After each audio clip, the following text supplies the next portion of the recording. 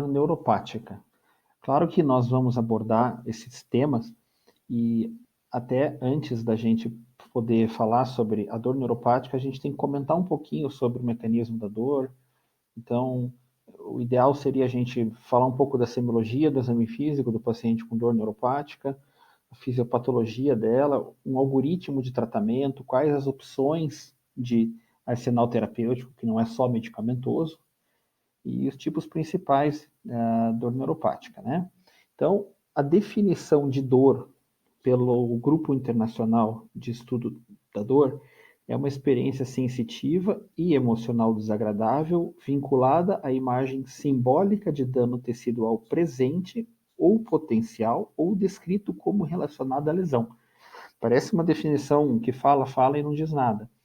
Não, ela é bem abrangente, é uma definição bem, digamos assim, contempla todos os tipos de dor, porque a gente tem que entender que a dor ela pode existir se houver lesão tecidual ou se houver um dano potencial. Então, tem pessoas que têm dores crônicas onde o dano já não existe mais. E tem pessoas que têm dor só de lembrar de uma experiência dolorosa. Às vezes a pessoa vai estar perto de um objeto de dor, ela já sente a dor antes, a pessoa tem medo de agulha, então ela chega próximo, ela já começa a suar frio, já começa a sentir aquela dor, porque ela é uma experiência emocional desagradável. Então, a dor, ela pode estar presente em sinais, em doenças como depressão, onde existe na fisiologia um baixo limiar à dor.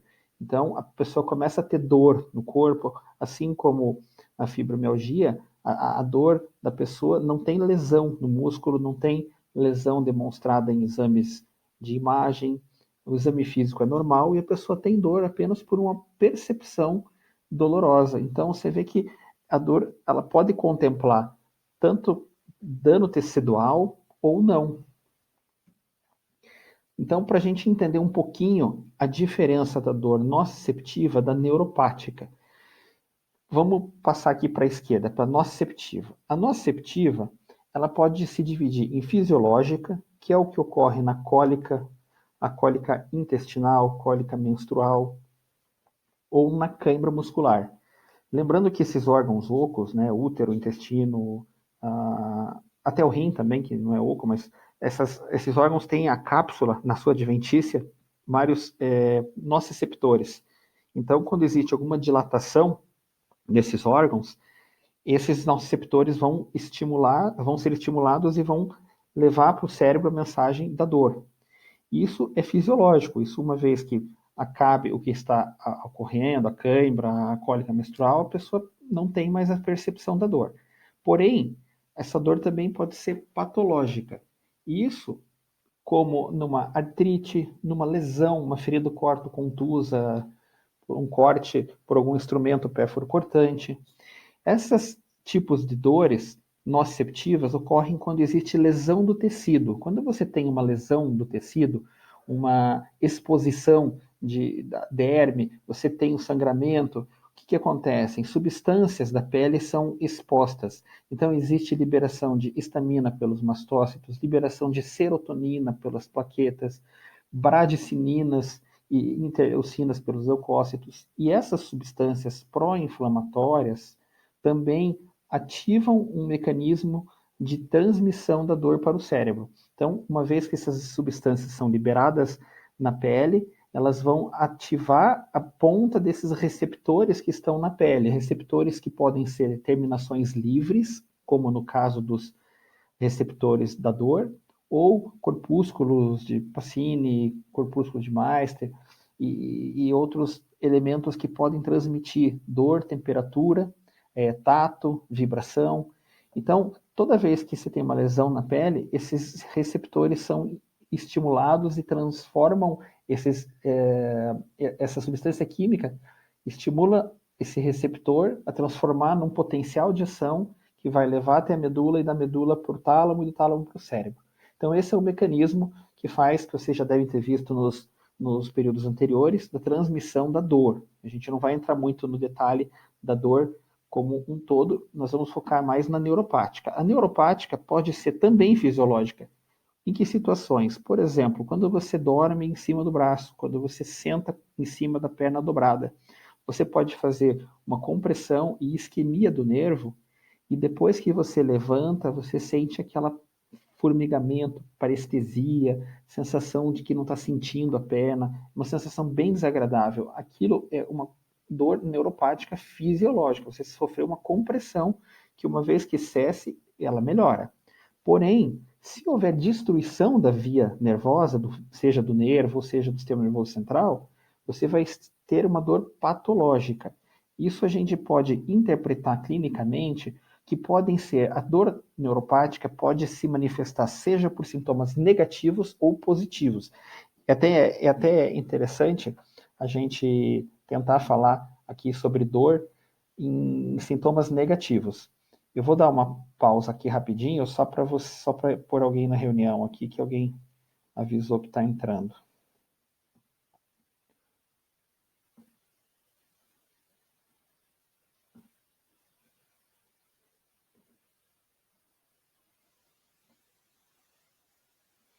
Então, as dores podem ser tanto os sintomas de dor neuropática, pode ser redução da sensibilidade, redução da que se pode ser tanto a hipoestesia ou como a perda da sensibilidade, que é a anestesia, a palihipoestesia, que é a perda da sensibilidade vibratória.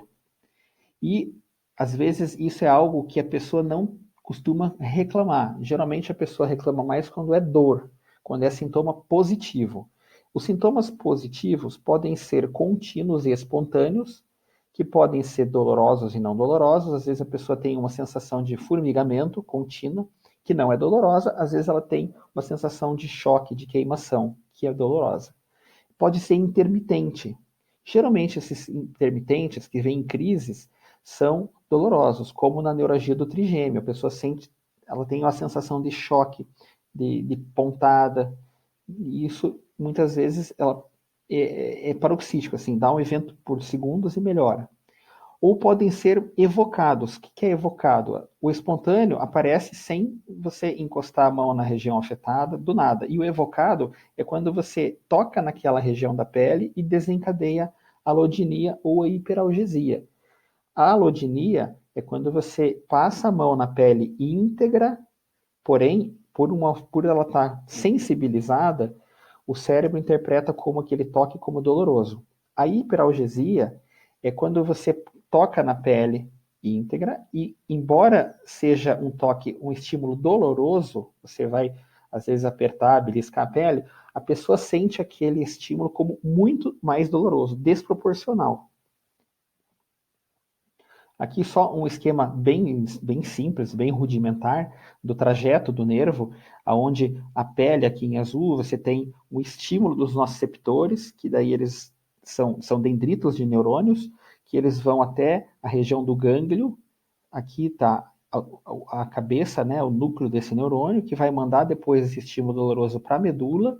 Da medula, através da conexão no corpo posterior, ele cruza e vai pelo trato espinotalâmico lateral até a região do tálamo ele vai para o córtex. E o cérebro depois manda uma mensagem para tentar inibir essa transmissão ao nível da medula. Tá? Isso aqui é só para vocês terem uma ideia de qual que é o caminho que esse estímulo faz. Se a gente for fazer a avaliação clínica, o exame clínico desses pacientes, a gente tem que lembrar um pouquinho por que a gente usa cada instrumento. Então, as fibras A beta, elas são responsáveis por transmitir para o cérebro o tato e a vibração. Como que a gente testa o tato? Passando um algodão na região da pele que você quer testar. A vibração, a gente pega um diapasão, percute ele, geralmente aquele diapasão de 128 Hz, e coloca nas eminências ósseas, seja da base do hálux, seja no maleolo medial ou lateral, ou na região da tuberosidade da tíbia. E eles são fibras mais grossas, ela tem mais mielina que a delta, que é essa segunda. A delta ela é responsável pela condução da dor e do frio.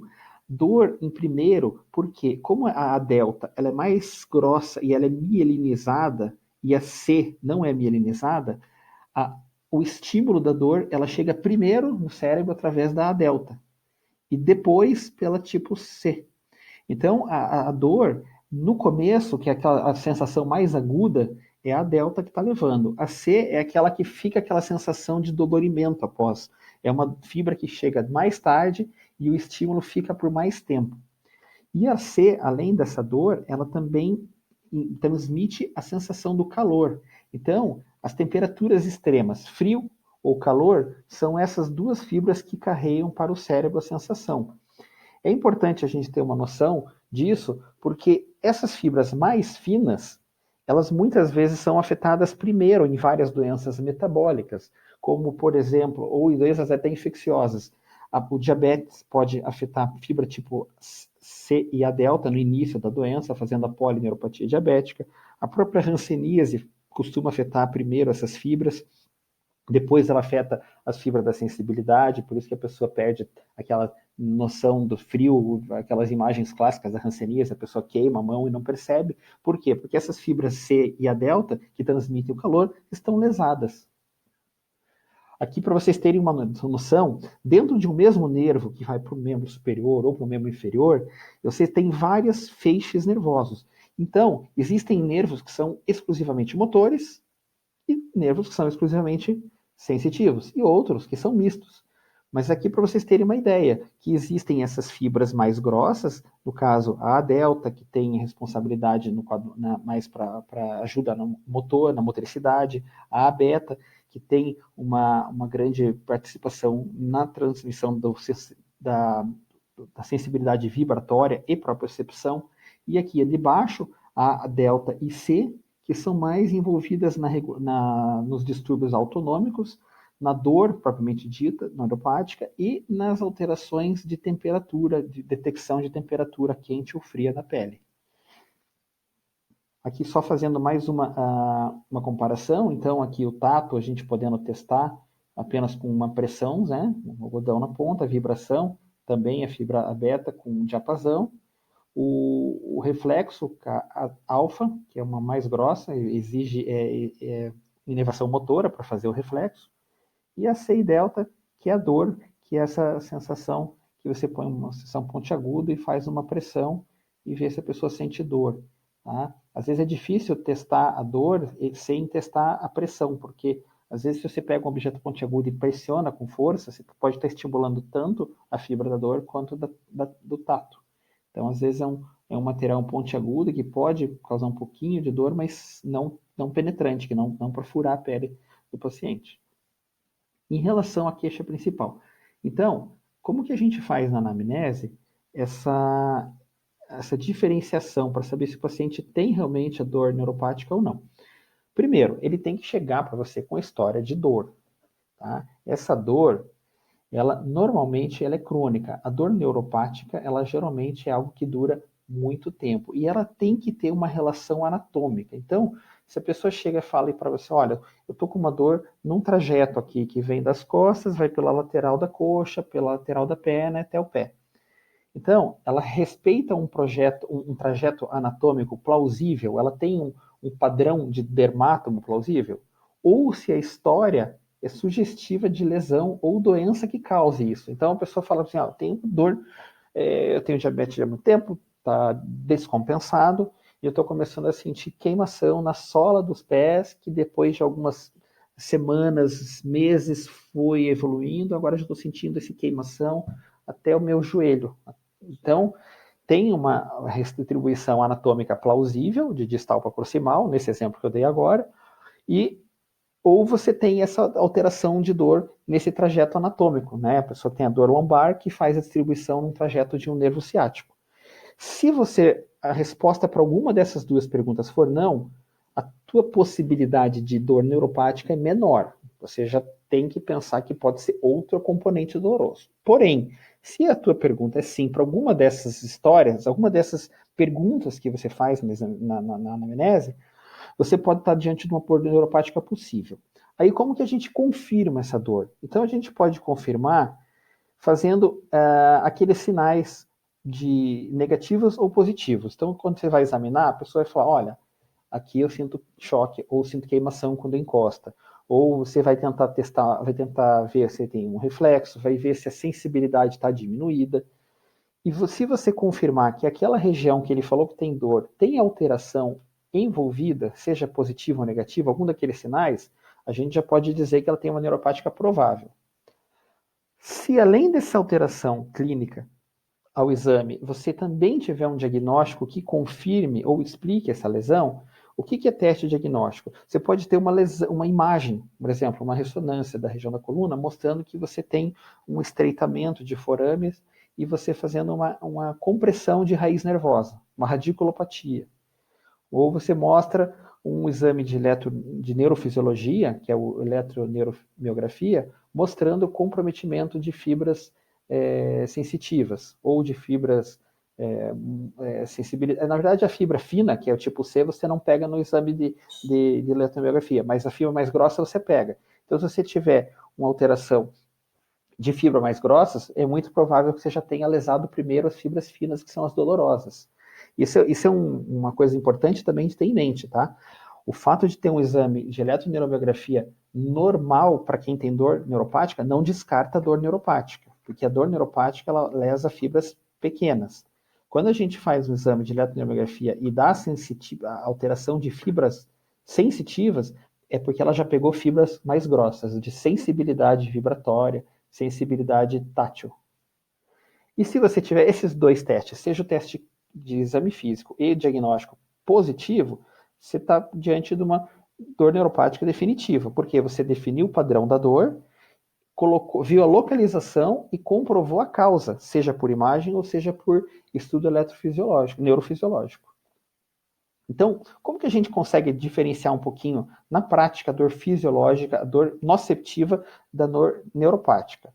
Então, toda vez que você tem um paciente que tem dor neuropática, é por lesão da via nervosa. Essa lesão pode ser desde o nervo, ao nível da perna ou do braço, ou da medula ou do cérebro. Aonde você tiver, em qualquer trajeto nervoso, tiver lesão, você vai desenvolver dor, assim, a chance de desenvolver neuropática é muito grande, tá? Não, nem sempre vai, mas a chance é muito grande. A dor nociceptiva, ela tem um efeito mais protetor. Então, é aquela dor que pode ocorrer na fase aguda de um trauma, que tem como objetivo promover infecção naquele tecido e, como consequência, ela faz dor, porque os mesmos neurotransmissores, as mesmas substâncias químicas que ajudam na cicatrização, as bradicininas, a histamina, a interleucina, elas também causam dor. Mas ela tem a função de proteção, para que você não fique encostando ou machucando a pele que está em cicatrização. Por isso que a dor nociceptiva é aguda, relacionada a uma lesão. Porém, se essa dor afeta nervo, você vai fechar essa lesão da pele com o tempo, mas a dor neuropática, ela muitas vezes não melhora, porque você já lesionou o nervo. Por mais que tenha melhorado a lesão de pele, por mais que não tenha mais nenhuma lesão visível a olho nu, a lesão nervosa vai fazer uma dor que muitas vezes vai ser crônica, vai ser de difícil tratamento. Como que a gente dá o exemplo de uma dor nociceptiva? Então a gente pode ter um paciente que tem uma dor pós uma inflamação, desde uma artrite, ou um trauma que fez um corte na pele, uma dor visceral que a gente comentou, uma cólica nefrética, e uma dor pós-operatória.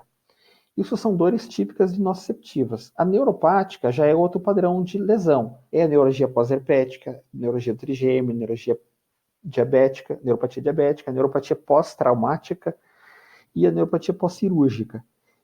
E também ela pode afetar o sistema nervoso central. Então ela pode afetar o tálamo, principalmente por AVCs hemorrágicos, pode fazer lesão de medula, seja por lesão trauma raquimedular, ou por uma esclerose múltipla, ou muitas vezes até um infarto medular, podendo fazer dor central. A dor neuropática a gente divide ela em central e periférica pela localização. Então pegou nervo periférico, é periférica. Pegou encéfalo-medula, toda essa região, é central. Geralmente muda porque o padrão de tratamento e o mecanismo da dor é um pouco diferente. Então a gente só pensando na topografia, como que a gente vai imaginar que aquela dor neuropática foi só do nervo, se ela pegou medula, se ela pegou cérebro. Então, só uma divisão para vocês terem uma ideia da estrutura da lesão. Então, se ela afetar o nervo, então, quais lesões, quais doenças fazem lesão do nervo? Então, desde a neuropatia diabética, do trigêmeo, a síndrome de dor regional complexa, tipo 1, tipo 2, a neuropatia induzida por infiltração tumoral, então às vezes pode ter um tumor que ele vai crescendo, crescendo e afeta o nervo. E a compressão nervosa crônica. Qual o exemplo bem clássico que está aqui? É o síndrome do túnel do carpo, que é uma neuropatia causada por uma tendinopatia. Você tem uma lesão crônica em região de punho por movimento repetitivo, e essa lesão faz essa edema de bainhas, de regiões dos musculatura, né, da musculatura flexora dos dedos, faz um edema e comprime o nervo mediano, fazendo aquela dor clássica que vai para os 3 dedos da mão, fazendo formigamento, que pode piorar no decorrer da noite, da madrugada, que pode piorar quando faz esforço repetitivo das mãos. Isso é uma neuropatia por compressão. Quando a lesão é na raiz dorsal, aonde o nervo ele recebe a transmissão da pele, vai até a raiz dorsal e depois a raiz manda o axônio até a medula.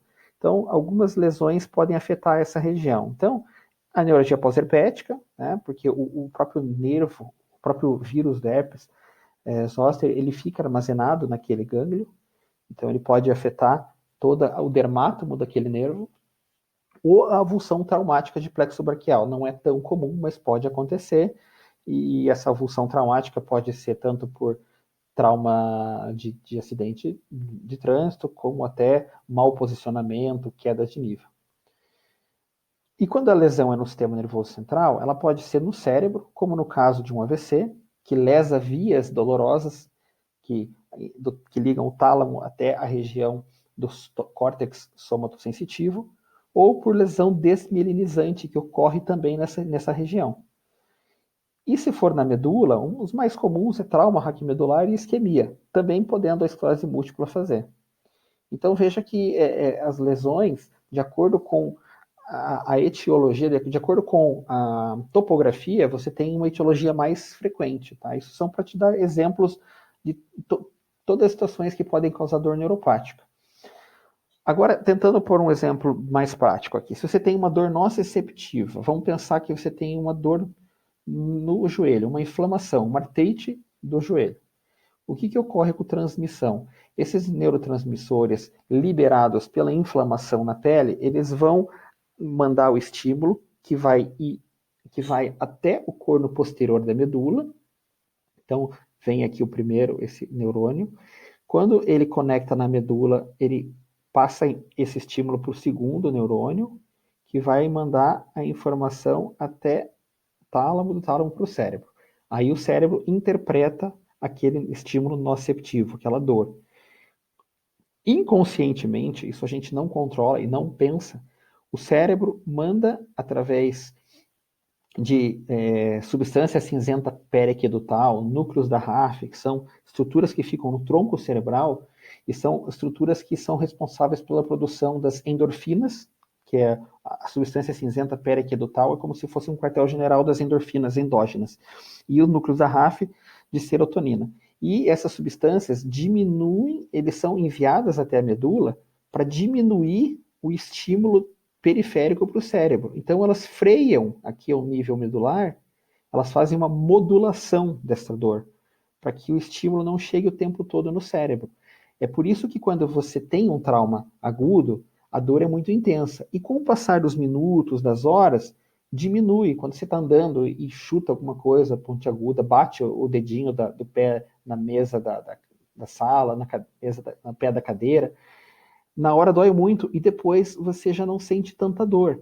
E por que isso? Porque o organismo está mandando, através aqui dessa modulação rostro-caudal, endorfinas e encefalina, serotonina, para diminuir a transmissão do nervo para o cérebro. Imagine se toda vez que você pisa, que você sente alguma coisa desconfortável, o teu cérebro fosse receber esse estímulo de dor o tempo todo. Você ia sentir dor todo dia, o tempo todo.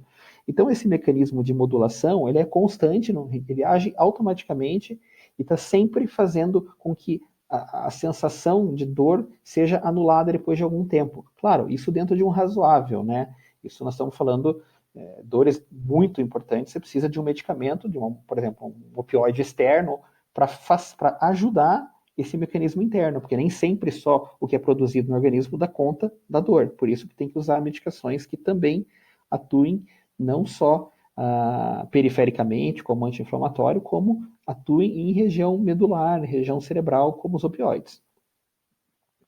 Aqui, se a gente for pensar na dor neuropática, então se você teve uma fratura, digamos, ou teve uma lesão consequente da fratura, uma lesão ulnar, ou às vezes uma queda que você não chegou a fazer fratura, mas lesionou o nervo, tá? O nervo ulnar passa bem atrás do cotovelo, aquele da choquinha quando você bate o cotovelo.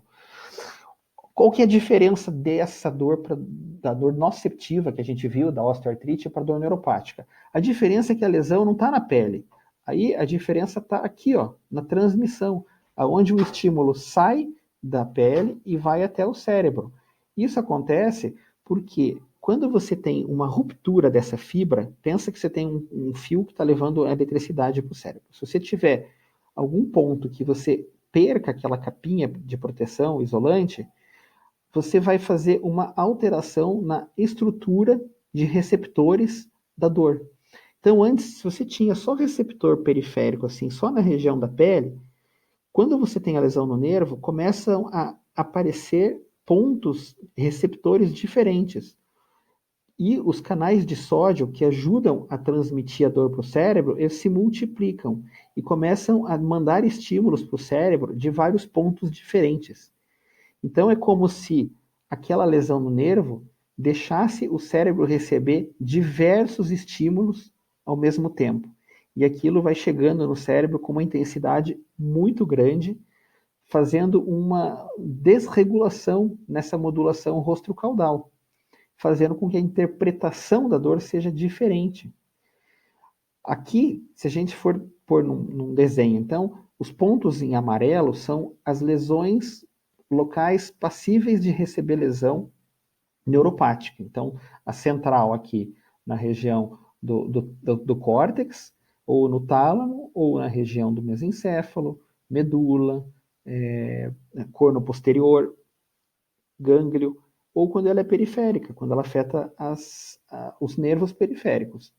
Qualquer um desses pontos pode causar dor, em qualquer trajeto. A gente deu o exemplo ali do nervo ulnar, que seria uma lesão periférica aqui, mas você pode ter outros pontos fazendo dor neuropática. Então, existem as situações onde esses dois tipos de dores estão coexistindo. Por quê? Você tem estruturas que são muito próximas a nervos. Então, uma cervicobraquialgia ou uma lombociatalgia, você pode ter uma lesão de medula, de estruturas ósseas, de disco intervertebral, que está com inflamação, e ele pode comprimir o nervo, fazendo uma dor mista. A dor oncológica, ela costuma invadir tecido. Então, se for uma dor em osso, uma dor em órgão maciço ou órgão oco, ela pode aumentar essa lesão, infiltrar e pegar estruturas nervosas, fazendo dor neuropática também. E as neuropatias compressivas, o exemplo do síndrome do túnel do carpo que eu dei, é porque ela pode afetar, fazer tanto tendinite, tá? Então ela faz uma inflamação por lesão repetitiva, que por ser uma estrutura muito estreita, não tem aonde o nervo, ele não tem muito para onde escapar. Ele sofre uma compressão por edema, por inflamação desses tendões. Então, você tem um mecanismo misto. Qual que é a importância disso? A importância é que o tratamento é também baseado em medicamentos que atuam nas dois tipos de dor. Quando você tem dor nociceptiva, você usa anti-inflamatório, usa analgésico, podendo chegar até a opioides. Quando você tem uma dor neuropática, você usa anticonvulsivante, antidepressivos, são outros mecanismos. Por isso que é tão comum você ver pessoas que têm dor lombar crônica reclamar a vida inteira que tem dor e toma remédio e não melhora. Por quê? Porque muitas vezes está sendo dado só um corticoide ou um anti-inflamatório e a pessoa está tomando e não melhora, continua sentindo queimação, choque que vai para a perna. E por quê? Porque o mecanismo da dor neuropática não está sendo tratado, só um componente está sendo tratado. Aqui só para tentar exemplificar esse tipo de dor mista que eu comentei. Então imagine que aqui você está vendo a medula, o anel pulposo, né, o anel fibroso e o núcleo pulposo. Então se você tiver uma ruptura desse anel, que é o disco intervertebral, pode ter extrusão do material. Essa lesão do próprio anel já pode fazer por si só dor por inflamação, lesão porque você tem alteração de neuroreceptores, você tem um componente inflamatório fazendo ativação de dor nociceptiva. Se essa inflamação, se essa extrusão fizer compressão de nervo, de raiz, aí você vai ter o componente neuropático. Então você tem dois tipos de dores ao mesmo tempo. Então, a grande sacada é saber diferenciar e saber entender que existe essa dor. Na história, você já consegue ter essa ideia, ao exame físico também. Você consegue saber se a dor é só mecânica, só lombar, ou se ela tem irradiação, se tem choque, se tem queimação. Esses dados são importantes na tua anamnese, porque ela muitas vezes já te direciona para esse tipo de identificação, né? Então, só lembrando aqui dos mecanismos, né? Um atinge a terminação de nervos, de terminações livres, que podem ser tanto aqui no periósteo, ou nos ligamentos, ou em disco intervertebral, e a outra é por lesão direta no nervo, que sofre uma compressão e desencadeia focos ectópicos. Aqui só para você identificar a dor neuropática. Então, quando o paciente está com uma dor neuropática, naquela pele, naquela região, a gente pode testar. A agulha, sempre uma agulha rombuda, para não perfurar a pele, porque como o paciente, às vezes, pele um pouco fina, pode perfurar. Então, a hiperalgesia você tenta provocar a dor e a pessoa percebe como uma dor maior que o proporcional. E a alodinia é quando você passa um estímulo não doloroso, no caso aqui um algodão, pode passar qualquer tecido, e a pessoa interpreta como doloroso. Isso ocorre porque o limiar da dor dela está reduzido. Então é como se tivesse um limiar da dor, entre aspas, um limiar normal para a dor, e você desloca ele para a esquerda. Então, qualquer estímulo que não provocaria dor, quando o teu limiar da dor está reduzido, ele passa a provocar dor. Isso é uma condição muito clássica de acontecer quando a pessoa tem depressão ou quando tem fibromialgia, porque lembra que eu comentei que aqueles receptores, aqueles neurotransmissores, serotoninas, elas são produzidas pelo organismo e elas ajudam a diminuir a transmissão da dor da periferia para o cérebro. Então, se você está com deficiência desses neurotransmissores, você tende a perceber a dor com mais intensidade. Por isso que a depressão faz muita dor generalizada, dor difusa, que não explica com muita facilidade, porque você está deslocando o limiar dele para a esquerda, tá? Fazendo com que normalmente ele sinta as dores. Agora, se a gente for olhar a dor neuropática pelo ponto de vista da faixa etária, então, como que a gente tenta correlacionar isso com a idade? Então, a mononeuropatia, que é esse em vermelho, ela tende a aumentar aí até a sexta, sétima década de vida, porque são compressões do tipo síndrome do carpo. Quanto mais aumenta a idade, e você tende a aumentar esse tipo de situação, e tem muita relação com a atividade laboral, por isso que depois dos 70 e pouco, 80 anos, ela diminui bastante. Tá?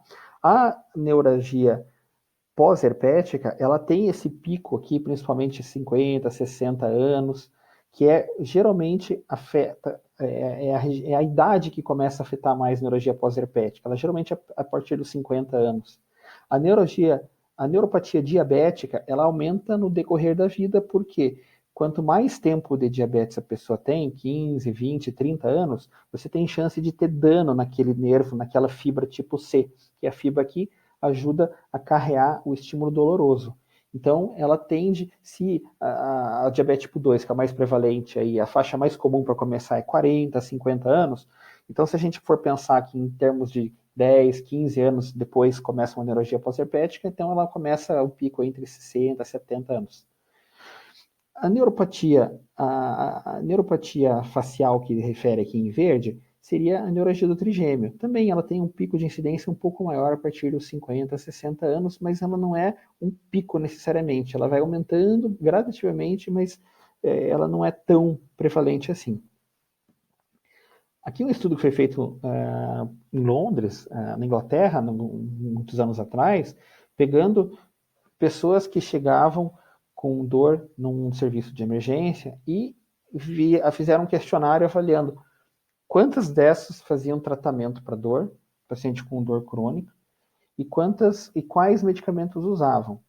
Então, já começa por aí o grande problema da dor. Ela já não é tratada muitas vezes, é tido como paciente poliqueixoso, que tem outros problemas, que tenta canalizar, tenta criar uma dor, os mais diversos preconceitos que a gente ouve no dia a dia.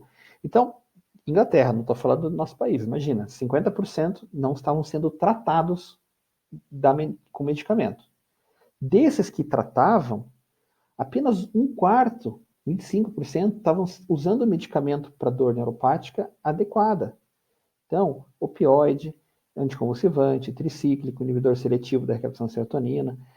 E 75% desses pacientes estavam usando medicamentos que não servem para dor neuropática crônica, anti-inflamatório, diazepínico, sedativo, corticoide. Isso é muito importante, gente. Isso tem uma relação com o mecanismo da doença. Então, só para a gente recapitular aqui, como que a fibra normalmente recebe o estímulo? Então, você tem a lesão tecidual, ela sofre liberação de substâncias químicas que transformam um potencial de ação, que levam o estímulo para a coluna, que leva para a região da medula, que leva para o tálamo para o cérebro, através dessa percepção, manda os neurotransmissores para modular a dor na região da região corno posterior da medula, aqui na região da medula. E esse é um mecanismo que ocorre normalmente quando tem uma lesão tecidual. Quando você tem a lesão no nervo, não mais na pele, acontece aqueles focos ectópicos que a gente comentou. Então, em vez do estímulo entrar só pelos dendritos aqui que estão na pele, eles começam a entrar por vários pontos diferentes e de forma automática. E você recebe no cérebro uma sobrecarga de neurotransmissão muito grande, e essa modulação não consegue mais dar conta. Ela não consegue mais conter a enxurrada, ela não consegue mais diminuir essa transmissão. E o cérebro começa a perceber dor muito intensa. Começa a sentir dor contínua, mesmo não tendo mais o estímulo. Isso é o que acontece nesses pacientes que têm dor contínua, que têm estímulo, aqueles sintomas positivos, muitas vezes contínuos, que não são evocados. Então, você perde essa modulação rosto-caudal. E ao mesmo tempo em que você perde essa modulação, qualquer toque que você faça nessa pele vai estar sensibilizado. E nisso que a gente chama de sensibilização central. Então, a partir do momento em que aquela região mandou tanto estímulo para o cérebro, e ele perdeu essa modulação, então essa região está sensível. Quando você passa a tocar essa pele, ela vai interpretar como dor. Aí isso a gente dá o nome de allodynia. E se você fizer um estímulo doloroso, o cérebro vai interpretar como uma dor maior ainda, que é a hiperalgesia. Então acho que aí fica bem claro o mecanismo fisiopatogênico da allodynia e da hiperalgesia. E isso são mecanismos que vão ocorrendo, que fazem com que a dor fique crônica. Então essa lesão, quando não é reparada, essa lesão do nervo, e isso muitas vezes não tem um tratamento específico. Ocorreu a lesão do nervo, a chance de você ter lesão, dor neuropática, é muito grande, tá? Isso quando eu falo nervo sensitivo, tá? Aqui só para a gente ter uma ideia da interferência que a dor crônica tem na vida das pessoas no dia a dia. Então, para a gente tentar entender que o impacto da dor transcende só a dor propriamente dita, ela invade outros campos da vida da pessoa.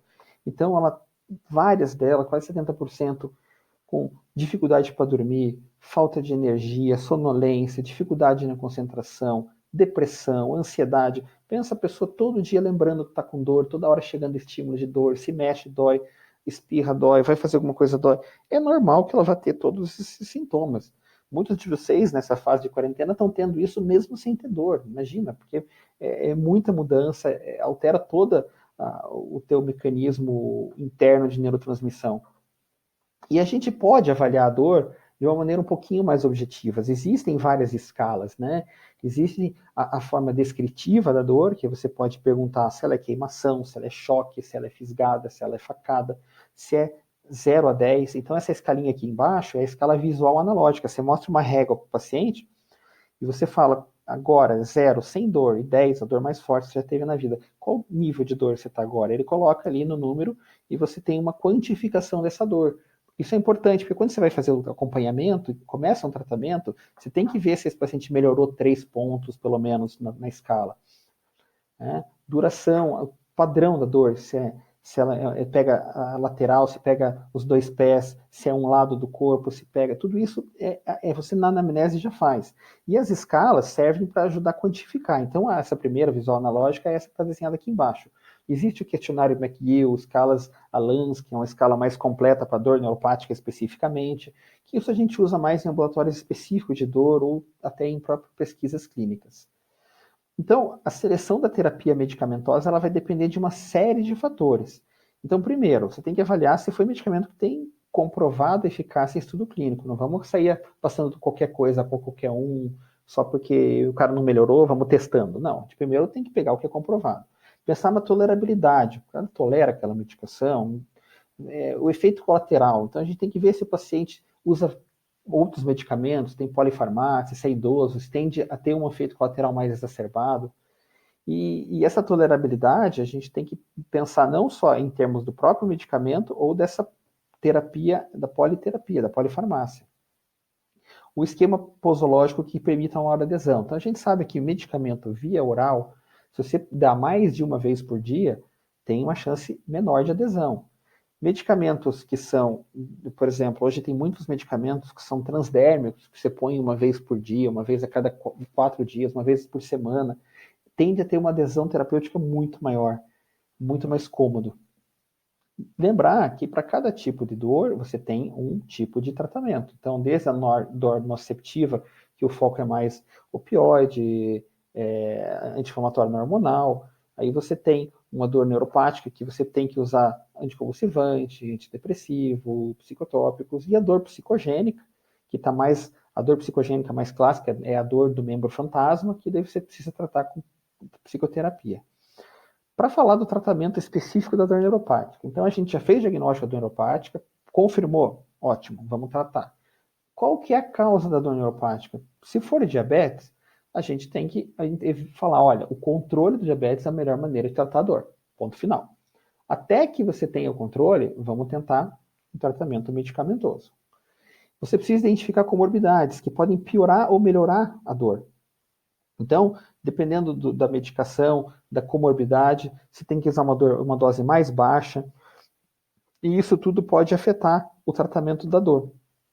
E o diagnóstico que você fez, você precisa explicar para o paciente que é uma doença de difícil controle, que você tem que entender que cada tratamento, cada medicação que você vai colocar, cada método que você vai adicionar, ele vai ajudar um pouco na dor.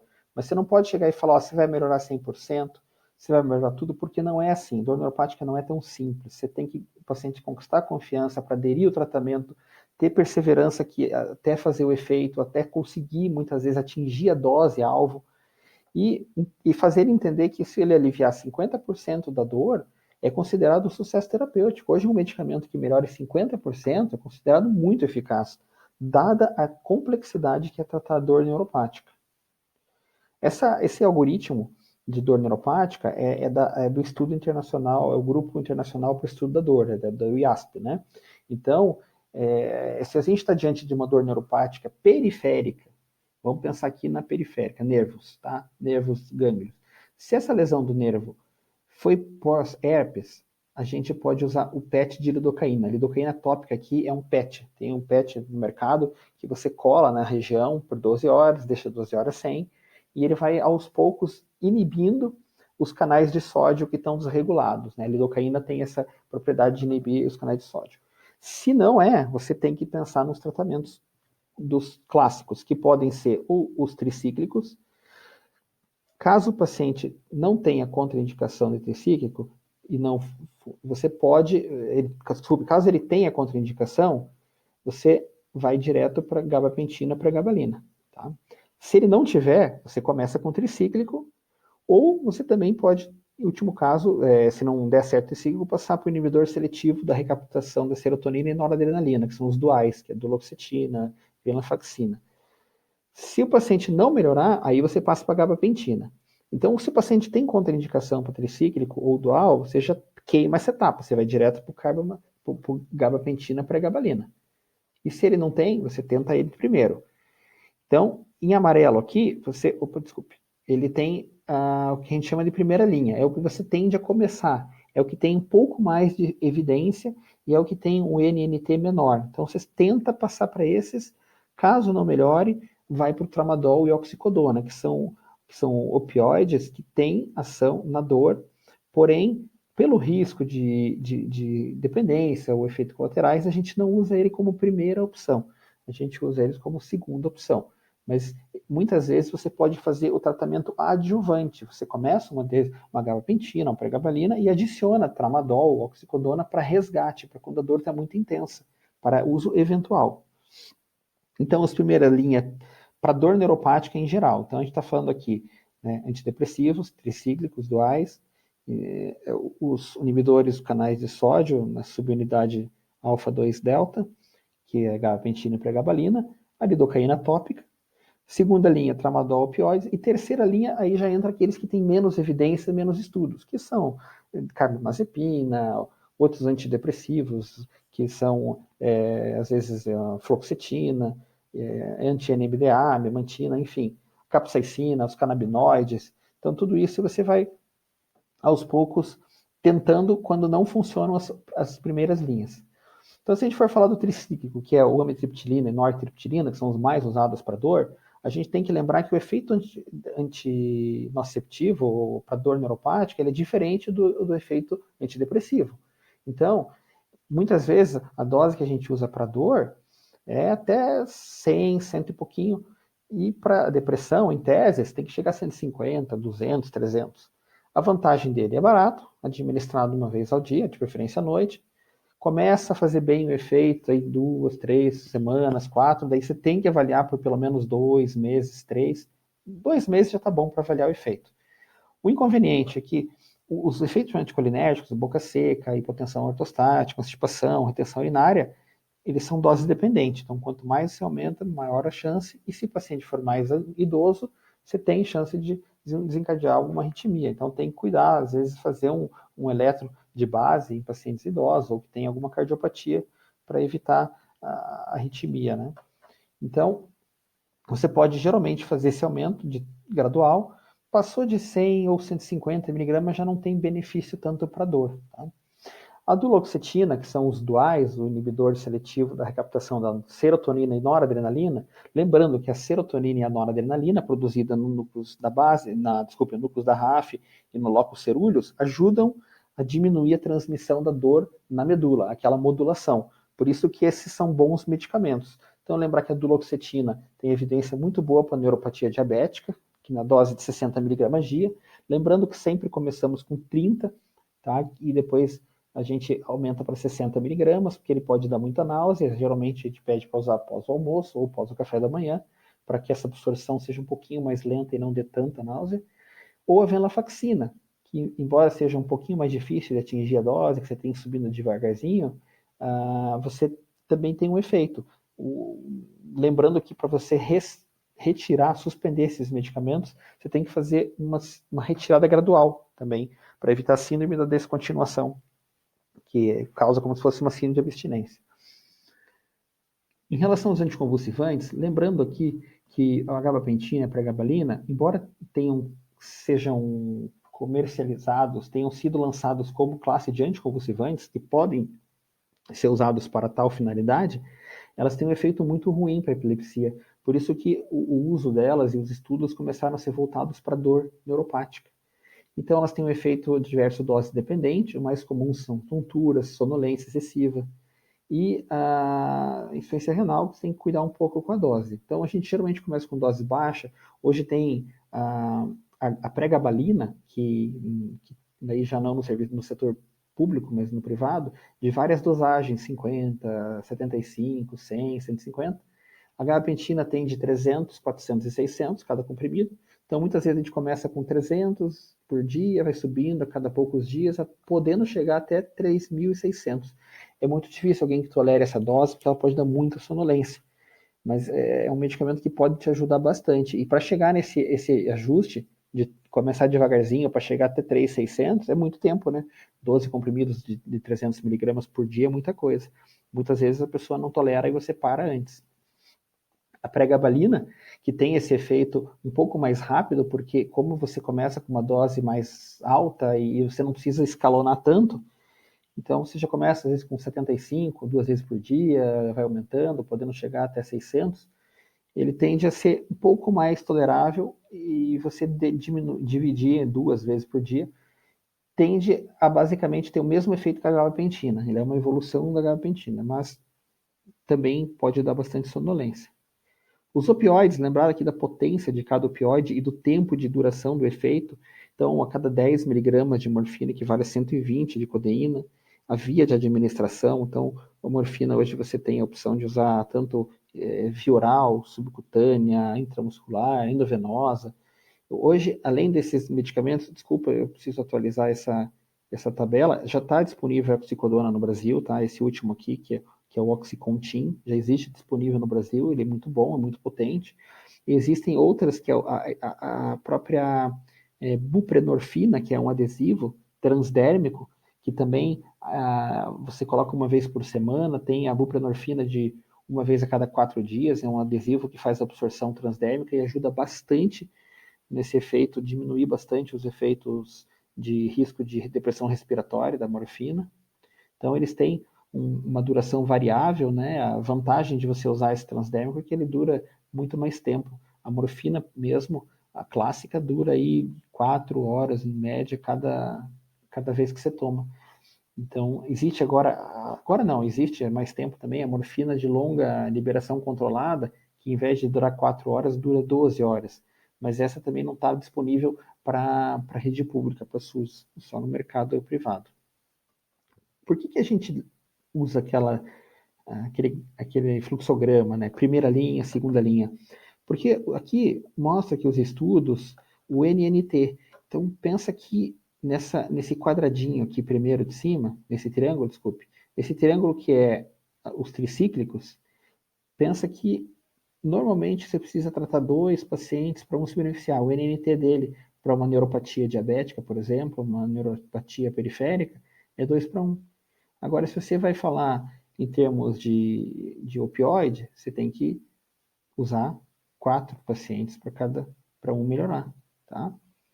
Então, é por esses motivos que a gente tende a usar os de primeira linha, os tricíclicos, os duais, porque os estudos mostram, estudos maiores, com maior número de pacientes, mostrando que ele costuma ser mais eficaz. Então, colocando numa tabela aqui, o NNT de cada medicação, cada classe, tá? E em relação à dor.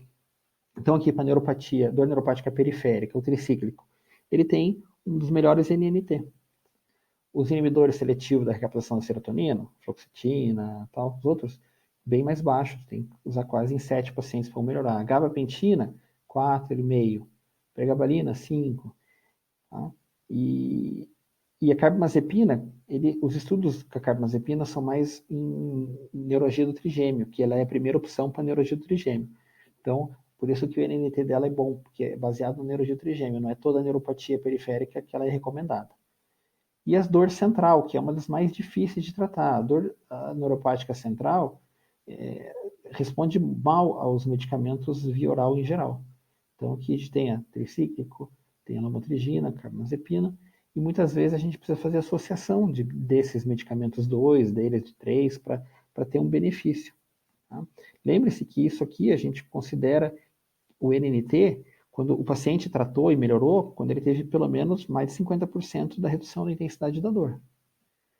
Então, a partir do momento que você começa um tratamento do paciente, a gente tem que avaliar a escala visual analógica, aquela da reguinha, depois de 72 horas. Isso você está lidando com um paciente que às vezes não está tolerando muito a dor. É uma dor que você começa o medicamento, uma coisa é o medicamento fase aguda, mas às vezes para você avaliar bem esses triciclos demora mais tempo. Então, esse de tratamento, quando a pessoa está com dor muito aguda, você tem que em poucos dias, 3 dias, 72 horas, já reavaliar.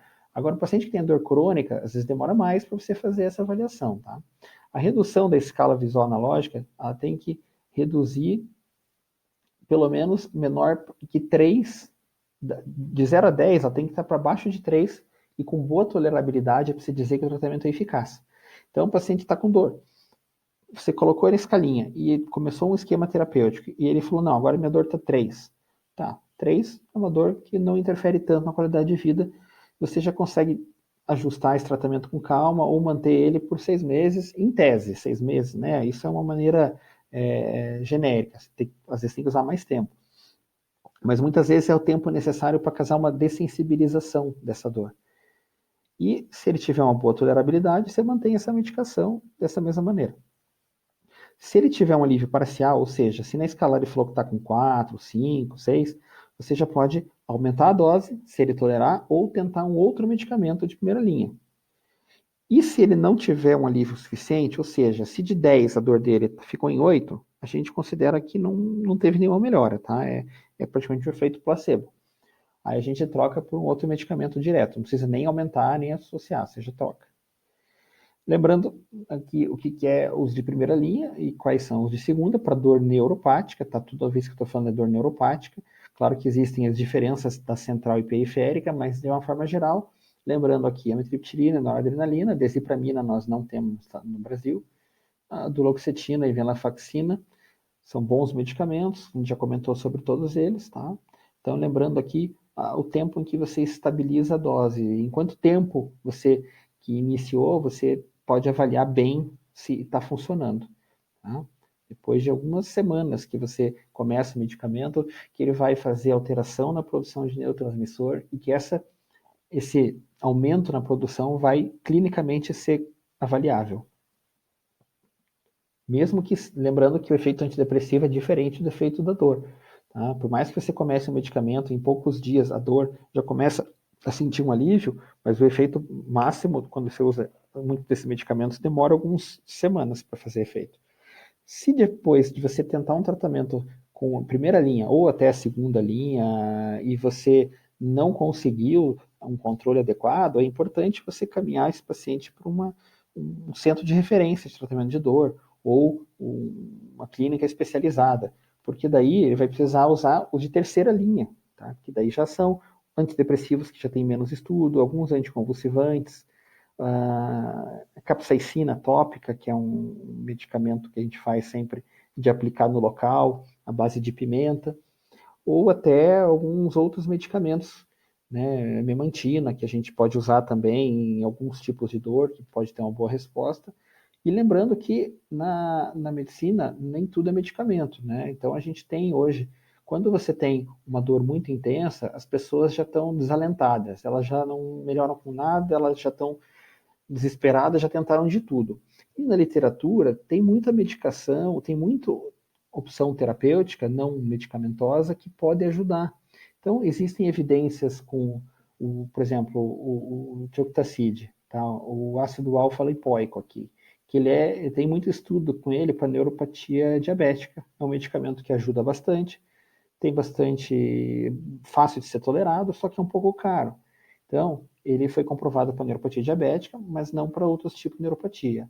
O canabidiol, né, aqui é cannabis. Hoje sabe-se que a porção que mais ajuda na dor neuropática é o THC. Então, hoje já tem no mercado medicamentos que têm fração de canabidiol e teta-hidrocanabidiol igual, porque o canabidiol puro ele é mais usado para epilepsia. Agora, o misto já ajuda mais na dor. A capsaicina, que é essa fórmula que a gente consegue comprar, mandar fazer, é baseado na pimenta, então ela faz um estímulo na pele, ela faz uma exaustão, ela faz com que aqueles neurotransmissores sejam liberados e a pessoa sente depois que aplica uma queimação, porque ela faz estimular, liberar vários transmissores e depois ela esgota aquilo e a pessoa fica com aquela região perde aquela sensibilidade exagerada. Então é um medicamento tópico que tem que ser reaplicado. A clonidina também tem muito estudo com a clonidina tópica para diminuir a sensibilidade. A lidocaína, essa que a gente falou para vocês, que tem em PET de lidocaína, em plastro, tem muito estudo para vários tipos de dor, principalmente a dor neuropática localizada, como na neuropatia pós-herpética, na neuralgia pós-herpética. Acupuntura é muito bom, ajuda, mas ela ajuda enquanto está fazendo. Se você para de fazer acupuntura, o efeito volta à dor. Toxina botulínica. Existem protocolos para toxina botulínica para muitos tipos de dor. A partir do momento em que começar a estudar ela para dor, ela já tem liberação para enxaqueca crônica, neuralgia de trigêmeo, algumas dores de cabeça que têm origem em território trigeminal, enfim, TENS, laser de baixa frequência, que você pode fazer no local da dor e diminuir bastante a dor, com pouco efeito colateral. A estimulação magnética transcraniana, que é um aparelho caro, poucos lugares têm, que pode dar uma boa resposta. Hipnose, lembrando que a dor tem um mecanismo central, né? Então a dor tem gente que em alguns países da Índia, China, que eles conseguem fazer alguns pequenos procedimentos só com acupuntura ou com hipnose, porque quando você diminui a percepção da dor, a pessoa, quando você está inconsciente, você não percebe a dor, você não sabe que aquilo é dor. Então, se o paciente está num quadro de anestesia, ele tem que estar anestesiado e sedado, ou seja, ele tem que estar com medicamento para não transmitir a dor e tem que estar com medicação para dormir. Por quê? Quando a pessoa está na anestesia e passa o efeito da medicação para dor, ela vai começar a aumentar a pressão, aumentar a frequência cardíaca, podendo até se agitar. Mas, quando ela acordar, ela não vai lembrar que teve dor. Por quê? Porque a dor precisa ser algo consciente, tem que ter percepção. Você tem que estar com o teu córtex ativo. Se você está dormindo, você tem uma sensação desagradável, você sente que está ruim, que alguma coisa não está legal. Se você está numa cirurgia, está sedado, a pessoa tem essa agitação, essas respostas fisiológicas à dor, mas depois que ela acorda, ela não vai saber que era dor. Ela sabia que alguma coisa ficou estranha, ou tem gente que tem pesadelo e acorda e percebe que está com a dor. Então, a nossa excepção é diferente de dor. Nossa excepção é o estímulo que vai desde a periferia até o cérebro e a interpretação dessa nossa excepção que a gente vai saber que é a dor. Então, o teu cérebro recebe o estímulo de uma queimadura, de um ferimento, de um corte, igual. Só que você sabe se queimou, se cortou, se bateu, porque você tem cognição, você já teve experiências dolorosas durante a vida que te dão informação no teu cérebro e você sabe, com o passar dos anos, você catalogou tanta informação de dor que você sabe exatamente o que causou a dor. Então, esse é um conceito interessante, né? A dor precisa ter percepção, você precisa estar alerta para saber o que é a dor, senão você teve nocicepção. E a hipnose age nesse aspecto. Eu não me pergunte como, eu não vou saber dizer como que uma pessoa consegue fazer um procedimento cirúrgico só hipnotizado e não acordar, né? E não sair desse estado de hipnose e sentir a dor. Mas, se o cara consegue, né, tá de parabéns. Pessoal, eu sei que é um assunto extenso, eu não quero cansar vocês com isso. Eu vou abrir agora para a gente